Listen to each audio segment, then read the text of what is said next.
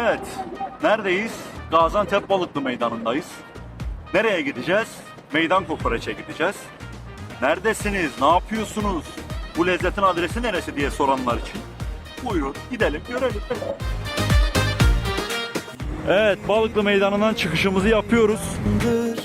Meydan şırdan meydan. Evet, sol taraf Demokrasi Meydanı. Biz sağ taraftan devam ediyoruz. Panorama Müzesi istikametinden devam ediyoruz. Meydandır. Her kişi bilir işi. Yunanistan kızları gülüm aman aman aman.